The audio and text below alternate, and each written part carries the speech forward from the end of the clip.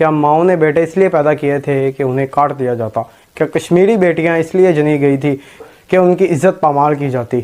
तकसीम हिंद के वक्त ये तय हुआ था कि जिन इलाकों में मुस्लिम अक्सरियत है वो पाकिस्तान को मिलेंगे, जिन इलाकों में हिंदुओं और सिखों की अक्सरियत है वो हिंदुस्तान में जाएंगे। बाकी इलाके तो इसी रूल पे तकसीम हुए, लेकिन जब कश्मीर की बारी आती है तो उस टाइम का कश्मीर का हिंदू डोगरा हुक्मरान वो मुकर जाता है अपनी बात से, और वो कहता है कि मैं किसी रूल को फॉलो नहीं करता और मैं अपने इस इलाके को, कश्मीर को हिंदुस्तान के साथ मिलाना चाहता हूँ।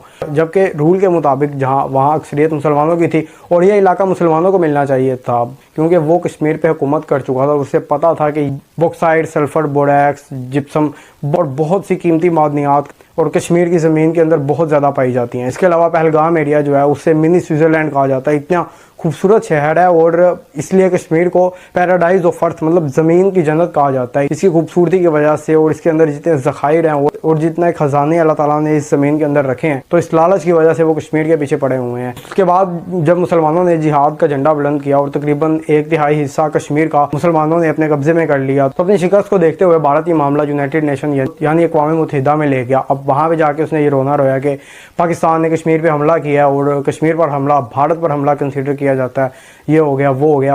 तो इस मामले के लिए करारदाद मंजूर हुई कि कश्मीर का जो मसला है इसका फैसला उसकी आवाम करेगी, ना कि हुकूमत।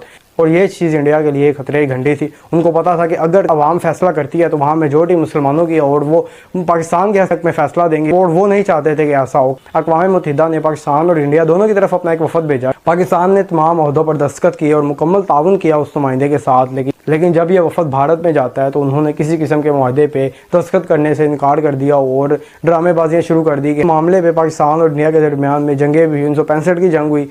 इसके बाद 2025 में पहलगाम वाक़े पे जो जंग हुई पाकिस्तान और इंडिया के दरमियान, अगर उसे पहले ही पाकिस्तान के साथ मिला दिया जाता तो ये पिछली जंग भी नहीं होनी थी, और जो हाल इनका गुज़श्ता जंगों में होगा उससे बदतर अब हम करेंगे। और ये अपने जहन में इस चीज़ को बिठा लेंगे, कलमा गो मोमिनीन को कोई पेशाब पीने वाली अक़वाम हरा नहीं सकती। ऐसी गलीज़ कौम इन मुसलमानों को शिकस्त नहीं दे सकती, क्योंकि हम मौत को खुशी से गले लगाते हैं और ये पीठ दिखाकर भागते हैं।